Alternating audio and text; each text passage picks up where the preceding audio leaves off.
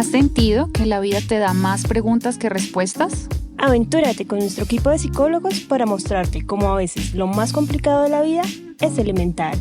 Bienvenidos y bienvenidas a Elementalmente. Bienvenidos a Elementalmente. Mi nombre es Carlos Converse y me acompaña Margarita Villota. El día de hoy hablaremos un poco sobre la felicidad y el sentido del humor. Entonces, Margarita, cuéntanos un chiste. De hecho, eso es siempre lo que piensan las personas cuando digo que voy a hablar de estos temas. Casi que automáticamente se asocia el sentido del humor con hacer chistes, ¿no crees? Pues sí, cuando uno habla de sentido del humor siempre piensa en alguien que lo haga reír a uno. Total. Pero además de la capacidad de hacer reír a otras personas, existe otro tipo de habilidades como la de apreciar el humor. Entonces, apreciar el humor básicamente es cuando tú estás viendo una película o estás hablando con alguien gracioso y empiezas a reír y a decir, bueno, esto porque es gracioso, me dio mucha risa, etc. Uno capaz no es tan consciente de esas cosas o se naturaliza un poco, pero bueno, existe esa diferencia entre apreciar el humor y producir el humor. No necesariamente se relacionan tan fuertemente. Pero igual lo de apreciar el humor es algo muy subjetivo. Distintas culturas tienen una forma de relacionarse con el humor de forma muy diferente. Si has escuchado de pronto comediantes británicos o estadounidenses, a pesar de que entiendas qué es lo que están diciendo, puede que no te dé risa. Total, aparte que el humor británico y el estadounidense es súper distinto, ¿no? El británico sobre todo tiende a ser súper ácido. Entonces no es como una cosa ahí. Y el gringo, bueno, nosotros estamos mucho más relacionados y conectados con ese tipo de humor. Sí, entonces, pero de todas formas es algo como muy contextual. No se da por sentado que una persona es graciosa porque sí, universalmente. Ah, total, sí. Hay cosas que compartimos universalmente. Por ejemplo, se ha visto que los chistes de palabras, digamos, cuando uno reemplaza una letra de una palabra por otra, eso es gracioso independientemente de la cultura. Pero sí, digamos que el componente del humor es más que todo contextual. Y bueno, ¿cómo se relaciona el humor con la salud mental? Que es nuestro tema de hoy. Nuestro tema, el tema central. Sí, bueno, para comenzar me gustaría un poquito discutir sobre la definición de salud mental que internacionalmente maneja la OMS y la OPS. Eso es básicamente, se define básicamente como un estado de bienestar donde el individuo es consciente tanto de sus propias capacidades, pero a su vez puede afrontar problemas que, digamos, del día a día, trabaja de forma productiva y fructífera y es capaz de hacer una contribución a su comunidad. Obviamente, no todas las personas pueden, digamos, cumplir con todos los requisitos. A mí me gusta más pensarlo en términos de bienestar mental, más allá de las características que dan, y es que pues poco a poco vamos desarrollando qué cosas nos sientan mejor que otras, ¿no? Y qué satisfacción tenemos con la vida. Sí, y ahí se puede incluir también la prevención y el tratamiento de trastornos mentales y el tratamiento y rehabilitación de las personas afectadas por estos trastornos. Sí, total. Aunque hoy no necesariamente hablaremos de trastornos, me gusta que lo nombres porque vale la pena mencionar por qué este tema de la salud mental es tan importante. Y eso solamente para dejarles unos datos curiosos que encontramos también en la base de datos de la OMS. Nosotros encontramos que la depresión es una de las enfermedades crónicas más importantes, especialmente en la población de jóvenes. De hecho, es la segunda enfermedad crónica con mayor cantidad de personas que la padecen en grupos etarios de jóvenes.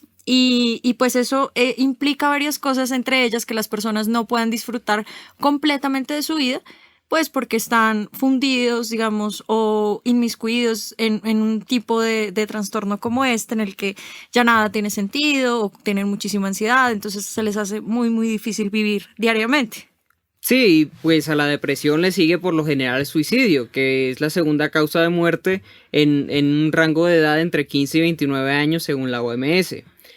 Y pues podemos decir que no todo siempre es depresión. Hay distintos matices para evaluar esta patología.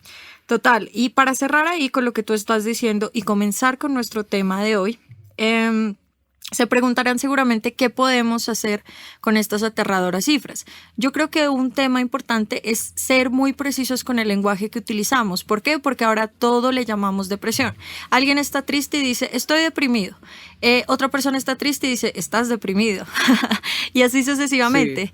Sí. ¿Qué ocurre? Pues que se invisibiliza el verdadero proceso de la depresión. Entonces hay mucha gente que sufre como en silencio y pues es complejo.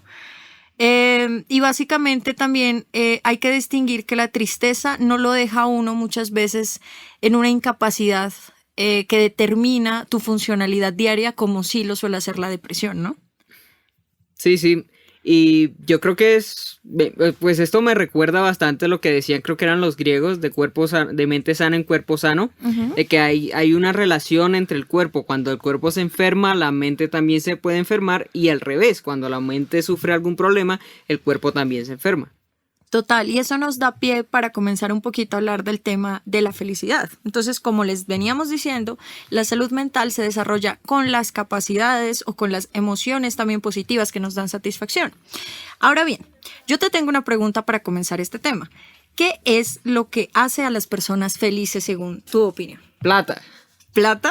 Sí, a mí me hace feliz la plata. Bueno, yo sé que suena de pronto demasiado superficial, pero sí. es el hecho. Listo. Entonces, bueno, la plata puede ser, pero también yo creo que bueno, de hecho no te culpo, hay muchas personas que seguramente creerán que es la plata, también hay otras personas que dicen que es la fama, ¿no? Eso es como otro tema ahí que está. No sé. Bueno, no vamos a entrar en discusiones de qué es mejor o peor, porque ese no es el propósito del día de hoy, pero quisiera traerte y contarte un poquito acerca del estudio más largo de la historia de felicidad, que comenzó en 1938 y en el cual su actual director es Robert Waldinger. De hecho, esta persona es la cuarta persona en dirigir esta investigación. Sí, es un montón de gente, ¿no crees? Sí, suena muy largo ese estudio. O sea, son 8 generaciones de personas, básicamente. ¿Se demoró, qué, 15 años? 15 años, no, 8 generaciones, es que, no sé, de 1938 a 2016, ¿cuánto tiempo es eso? No me pongas a hacer números, que tú sabes que con las matemáticas estamos mal. Bueno, está bien, son muchísimos años. Quienes nos están escuchando pueden hacernos el favor de hacer la cuenta. Pero bueno, básicamente este estudio consistió en comenzar con una muestra de 700 hombres de Harvard, que se les preguntaba cada tanto qué los hacía felices. Bueno, en ese momento solamente eran hombres, porque claramente en 1938 las mujeres no podían estudiar. Sí. Y lo que se obtuvo hasta el año 2016, con el que se terminó con más de 1,000 participantes, hijos e hijas, nietos y nietas de las personas que participaron del estudio, pues se descubrió que lo que nos hace felices son las relaciones que sostenemos con los otros. Las relaciones, ¿y qué tipo de relaciones específicamente? Bueno, las relaciones, eso sí, suena bastante amplio, pero las relaciones son relaciones de calidad, cercanas, con familiares, amigos, pareja. Entonces, es como que uno tenga confianza con los demás, que pueda estar comprometido, que sienta que los demás están comprometidos y todo esto. Pues eso no es muy sencillo, que digamos. Te escucho incrédulo, Carlos, ¿qué pasa? Sí, porque es bastante difícil llegar a una compenetración tal como tú la mencionas y tener una relación de calidad. Yo creo que todos tratamos de encontrar ese tipo de relaciones, y a pesar de que conozcamos mucha gente, una o dos serán pues las que sintamos de verdad cercanas. Sí, yo creo que, bueno, lo que el estudio dice es que eso varía mucho entre las personas, o sea, pero se ha visto que las personas que tienen muchas más relaciones de calidad que otras personas, pues pueden llegar a ser más felices. Y de hecho, la clave en esto, que es un punto importante, es el tema de cómo logramos, ¿no? Que yo creo que eso es lo que te da el toque de incredulidad al respecto. Y está bien que lo tengas, porque no es sencillo construir relaciones de calidad entre las personas. Básicamente lo que ellos dicen es que el compromiso es un tema muy importante para construir ese tipo de relaciones. ¿Eso qué quiere decir? Que no se trata de que uno no tenga problemas con la pareja, con los amigos, con los colegas, sino que pueda asumirlos y, a pesar de los conflictos, entonces se negocien temas y se puedan solucionar. No siempre se puede tener la razón, lastimosamente. Ok. Y bueno, no sé si fui clara con lo que te conté. Pues sí, a ver, resumiendo un poco lo que cuentas, la felicidad se consigue a través de relaciones de calidad, las cuales llevan los componentes de tener compromiso y de ser relaciones abiertas, donde se puede expresar claramente lo que se siente. Total, fui clara entonces. Gracias. Sí, fuiste clara, al parecer. Sí, y de hecho también se demostró en este mismo estudio que las personas que son más felices y digamos están más satisfechas con sus relaciones viven más tiempo, tienen una mejor memoria. Claro, tiene sentido. E incluso duermen mejor. El tema de la memoria es muy interesante, pero antes de entrar un poquito en este tema me gustaría saber qué piensas de esto y por qué crees que influye la memoria en los temas de la felicidad o en la felicidad. Pues supongo que si eres capaz de recordar momentos felices del ayer, eso va a traer alegría a tu vida. Uh-huh. Sí, pues vas por buen lado. Pues básicamente es un poco de eso y además Eduardo Punset, autor del Viaje a la Felicidad, libro que me encanta, que fue escrito en el 2014. Tengo que leerlo, no lo conozco. ¿No lo conoces? Te No, lo el súper libro. recomiendo y pues se los recomiendo. De hecho yo lo encontré hace poco, entonces creo que es un buen referente. Considera que la memoria al recordar siempre está recordando significados. Entonces, bueno, nosotros desde la psicología ya sabíamos que la memoria es súper emocional y Sí. más que eventos concretos recuerda más que todo emociones y significados que le otorguemos a una situación, ¿no es cierto? Entonces, pues sí, básicamente la memoria se está reconstruyendo todo el tiempo. Entonces, así como aprendemos a ver algo particular, interesarnos en algo o en alguna persona particular o en un hecho particular, aprendemos a recordar ciertas cosas de una manera de acuerdo a lo que nos han enseñado. Entonces, depende de cómo aprendamos nosotros a recordar, es lo que recordamos. Si aprendemos a recordar momentos tristes, vamos a estar centrados en recordar eso. Y viceversa, también sucede con los momentos felices. Sí, y es algo así como que si tú eres pequeño y tienes un papá que todo el tiempo está diciendo, pero este día me fue mal y recuerdo que me pasó esto mal. Y bueno, hay personas, y es bastante humano encontrarse con personas que son súper negativas, entonces darle la prioridad, digamos que a ese tipo de memorias, pues de alguna u otra forma genera que nosotros, digamos que recordemos más fácil los momentos malos. Ahora, no significa que esté mal recordar los momentos malos, porque a veces la gente también se va al otro extremo de tenemos que ser felices sin importar lo que pase. Sí. Y pues tampoco es el hecho, pero creo que algo que nos deja este libro es básicamente que así como tenemos la capacidad de destruirnos todo el tiempo y darnos duro con los recuerdos malos, también tenemos quizá la capacidad con entrenamiento un poco de recordar también aquellas cosas que hemos hecho bien y que son buenas y que a la larga nos dan una satisfacción. También hay un tema interesante con la memoria que es esto de inventarnos recuerdos. Uh-huh. No me acuerdo ahora mismo, hablando de los recuerdos, no me acuerdo en qué libro leí que el cerebro tiende a olvidar partes del recuerdo y a llenarlas con lo que le parece lógico que hubiera sucedido en ese momento. Sí. Entonces puede que muchas de las cosas que estemos recordando en realidad sean mitad verdad y mitad un invento que nos hicimos sin darnos cuenta. Sí, justamente. Por eso es que es tan complejo el tema, por ejemplo, de los testigos, porque a veces, es decir, la memoria es frágil. Uno, ¿cómo puede estar tan seguro de que un robo fue ocasionado por X o Y persona? Aparte que la adrenalina de ciertos momentos hace que, digamos, que ese proceso sea mucho más rápido. Entonces influyen muchas cosas.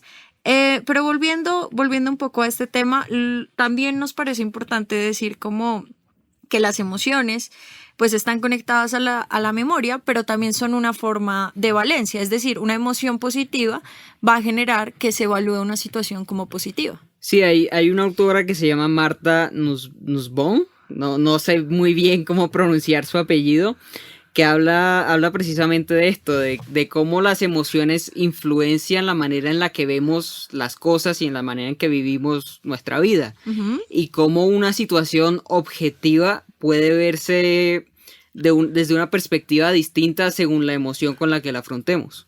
Sí, de acuerdo. Y justamente pues se trata esto de que las emociones permean la perspectiva, el comportamiento, nos dirigen hacia algo particular. Y sobre el sentido del humor, entrando un poquito más en materia de este tema de la felicidad y Sigo todo. esperando el chiste. Sí, es que bueno, hay muchas definiciones asociadas al sentido del humor, pero de hecho se asocia mucho a las emociones positivas, pues porque uno pues usualmente no se ríe cuando está triste, pero bueno, hay Sí. gente que se ríe cuando está nerviosa, ¿no? Pero usualmente digamos que es provocado por un sentimiento de felicidad, de regocijo. Entonces, la corriente de la psicología más interesada en el estudio del sentido del humor es la psicología positiva. Básicamente, esta corriente quiere entender cómo funcionan las capacidades humanas y las características que son importantes para el desarrollo de la gente. Entonces, puede ser resiliencia, puede ser alegría, puede ser liderazgo, puede ser sentido del humor. Y además de eso, cómo las capacidades pueden influir en el bienestar y la salud de una persona. No solamente hablando de, bueno, si es feliz, entonces va a estar mejor, sino, bueno, ¿qué implica en términos de salud ser más feliz, por ejemplo? Son ese tipo de cosas. Ahora, entrando ya con el tema, el sentido del humor entonces puede ser tomado como un sentimiento de bienestar, puede ser tomado como una fortaleza personal, puede ser tomado como la capacidad para estimular la risa. Es decir, te estoy hablando de algo más complejo de lo que parece. Sí, claro. Sí. Y esto fue acuñado en su momento, bueno, por Seligman, pero también por otros autores de la psicología positiva como Ruth Martin, que es como otro de los más claves aquí. Y bueno, también puede ser un estado de diversión, no significa que no puedas reírte por tomar demasiado en serio el sentido del humor. Sí, bueno, vamos a aplicar un poco más esto de la toma de perspectiva y cómo el sentido del humor puede cambiar la forma en que vemos la vida, independientemente de si la situación es positiva o negativa. Uh-huh. De esta manera, si nos pasa algo malo y sabemos reírnos sobre ese incidente, nuestro cerebro lo va a interpretar de una forma más light, uh-huh, que si nos lo tomamos de una forma muy seria o muy negativa, uh-huh, y puede resultar mucho más pesado y paila. Exacto, y como decimos coloquialmente en Colombia. Puede influirnos de una manera mucho más fuerte si lo vemos de una forma negativa, totalmente. Total. Obviamente, esto no quiere decir que nos vamos a reír de todo. A ver, se me murió el perro, jajaja, qué risa. No, pero sería muy raro. Sí, sería muy raro y algo un poco patológico. Sí, busquen por favor un profesional si les da risa que se les muera la mascota. Sí. Pero si aprendemos a tomarnos las cosas un poco más a la ligera y a tener un poco de sentido del humor con respecto a la vida en general, las cosas se nos van a hacer mucho más fácil. Total, y pues bueno, eso básicamente se explica porque el sentido del humor nos permite tomar un distanciamiento. Entonces nos permite tomar un distanciamiento de aquellos hechos que son tristes a veces para justamente tratar de verlos en otro sentido. Entonces, justamente redirigimos emociones negativas y pensamientos negativos a algo que no es tan negativo. Por ejemplo, si hoy a mí me pasa algo triste, pero también ridículo, como caerme por las escaleras sin que me pase nada, ¿no? Lo imaginaste y te dio risa. Sí, me da risa. Bueno, me caí por las escaleras, pero sin hacerme un daño que sea permanente. Y en lugar de levantarme y decir, bueno, les traigo una anécdota graciosa, o más bien me lo guardo y digo, pero ¿por qué a mí? ¿Por qué me pasa esto? Siempre soy yo, la vida, el universo. Pues entonces, obviamente, la reacción emocional va a ser otra, ¿sí? Claro. Entonces, ¿eso qué significa? Que como las emociones son estados de evaluación de pensamientos, nos dirigen el comportamiento hacia algo. Entonces, si por un lado yo lo veo como la peor experiencia de mi vida, pues entonces me sentiré como la peor persona del mundo. Pero si lo veo como una experiencia más, como que a cualquiera le puede pasar, incluso a Carlos que se burló de mí, pues no pasa nada y la vida sigue. Sí, total. Entonces, algo muy sencillo o un ejercicio que a mí me sirve mucho es preguntarnos un poquito qué de lo que vivimos en algún momento de la vida hoy es gracioso. O sea, algo que en el pasado nos molestaba, hoy es gracioso. ¿Tú qué dirías, Carlos? ¿Se te viene a la cabeza algún momento? Muchísimos. ¿Sí? Creía que ibas a decir que no. No, sí, muchas cosas de las que me preocuparon en el pasado, ahora me acuerdo y me río. Por ejemplo, me acuerdo cuando iba a hacer la tesis, que no encontraba un profesor que me asesorara la tesis. Duré 2 semanas, mejor dicho, arrancándome los pelos de la barba porque estaba preocupadísimo. Creo que no tenías barba en esa época. No, sí tenía barba. Sí, desde que entré a la universidad, desde que tengo 17 años tengo barba. ¿Oyeron eso? Nada presuntuoso. Sí. El caso es que sí, duré 2 semanas de profesor en profesor rogando que alguno me adoptara para que me ayudara con la tesis, hasta que casualmente un profesor se apiadó de mí y pues me acogió y me ayudó con la tesis. Ahora me acuerdo y me río, me parece una anécdota súper graciosa, pero en ese momento, mejor dicho, me quería pegar un tiro. Sí, sí, sí. ¿A ti te ha pasado algo así que ahora recuerdes gracioso? Sí, pues a ver, ¿qué me ha pasado? Que una vez puede ser que me pusieron a cantar en el curso cuando era muy pequeña y creo que canté mal la canción y como que todo el mundo se rió de mí, o sea, hice el ridículo y tenía como 10 años. Porque sí, como que intenté bailar y no tenía swing y todo esto. Y ahora... ¿Ahora sí tienes swing? No, tampoco, pero ya he aprendido a seguir adelante con mi vida. Pero bueno, recuerdo, digamos, que ese día y hoy me parece que no solamente es chistoso en el sentido de que uno tiene buenos recuerdos e historias, sino que también lo veo con otra forma, digamos, de otra manera. Y eso es muy importante en el sentido del humor, porque usualmente reírse se hace en grupo, pero también hay funciones intrapsíquicas del sentido del humor. ¿Eso qué quiere decir? Que también nos da una nueva perspectiva de la vida propia. Entonces, en lugar de decirme, ay, Margarita, ¿por qué cuando tenías 10 años hiciste el ridículo en un curso de 50 personas?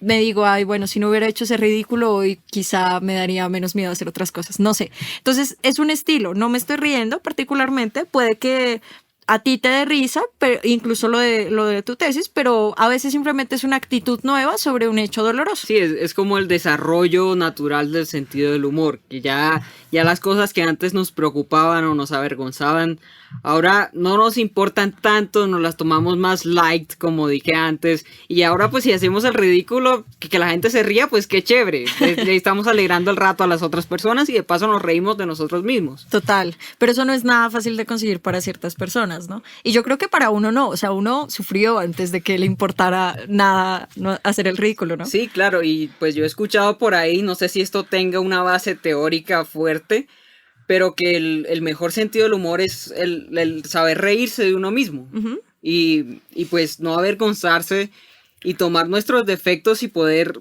plasmarlos de una forma cómica. Uh-huh. Pues sí, tiene una base teórica, de hecho eso se llama como humor autoinfligido y es esa capacidad que tenemos de reírnos de nosotros mismos. Y ayuda mucho para que, digamos, defectos corporales que creamos que son defectos, pues no lo sean tanto, momentos ridículos donde la embarramos diciendo una palabra que no era, burlándonos de un profesor y que se diera cuenta, bueno, esas cosas como que no son tan graves. Eso es como el ejemplo que tú ponías antes de la caída. Sí. Si uno se cae, pues se levanta y se caga de la risa. Sí. Todo el mundo se da cuenta de eso, pues nadie lo va a molestar. Ahora, si todo el mundo se da cuenta que cuando nos levantamos estamos pendientes a dónde... Llorando. Exacto, llorando, volteando a ver si alguien nos vio, pues esa situación va a causar en los demás una respuesta uh-huh. Que no va a ser la mejor o la más favorable hacia la situación. Sí, y justamente lo que estás hablando en ese momento nos da pie para ir cerrando un poco el día de hoy, y es de qué forma afrontamos las cosas que nos suceden. En 2007... un grupo de estudiantes en la Universidad de Buenos Aires fueron entrevistados, fueron alrededor de 800 estudiantes y se demostró que hay distintos tipos de humor para afrontar mejor las cosas. Uno de los más interesantes es el tipo de humor positivo que se enfoca en, resaltar, digamos, que las características positivas, livianas del humor, muy jocosas, pero sin herir a nadie. Sí. Pero también es o lograron entender que era una manera de enfocarse en las emociones positivas, en que a la larga no es tan grave, como que eso distensionaba la carga cognitiva, la carga emocional que una persona asumía en un momento de crisis, como una pandemia, por eso hacemos memes en la pandemia. Hacemos memes todo el tiempo. Pero los de la pandemia son muy buenos. También. Y bueno, se demostró eso, pero bueno, ese tema ya digamos que es muy viejo, de hecho ha sido estudiado por Freud, cuando Freud decía que a través del humor nosotros nos liberábamos de la tensión o podíamos decir aquellas cosas que no queríamos. Freud es muy viejo.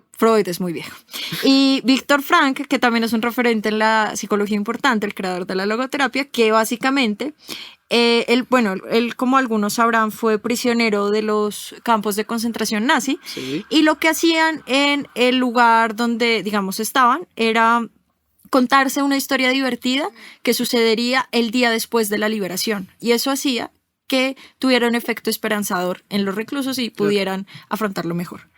Uh-huh. Entonces, con esto cerramos, pues básicamente digamos que el humor nos da la capacidad de evaluar potenciales situaciones estresantes de forma más amigable, así sean situaciones extremas como estar encerrado por los nazis. No sé si nos quieras dejar con algunos tips el día de hoy, Carlos. Bueno, pues lo que hemos hablado antes me parece muy importante de aprender a reírnos de nosotros mismos, y si hay algún defecto que tengamos o algún aspecto que no nos guste de nosotros y que no podamos cambiar, pues es importante que aprendamos a verlo con humor y de esta manera se nos va a hacer más llevadero. De la misma forma, ver con humor situaciones negativas que nos puedan suceder en la vida para que no nos afecten de una manera tan fuerte. Total. Y yo también los dejo con la idea, y es que hay muchas personas que seguramente nos están escuchando y dicen, es que yo no soy lo suficientemente gracioso. Y la respuesta es, el humor es una capacidad que se desarrolla con el tiempo. Entonces, desarróllenla en contacto con los otros, riéndose de sus colegas como el día de hoy. Aprendan a ser chistosos y a hacer el ridículo, que no está mal de vez en cuando. Van a salir vivos de esta. Sí. Nos vemos en una próxima. No se olviden seguirnos en nuestras redes sociales, @elemental.mente en Instagram. En YouTube también nos encuentran como Podcast Elemental y bueno, en Spotify nos están escuchando. Que estén muy bien. Gracias.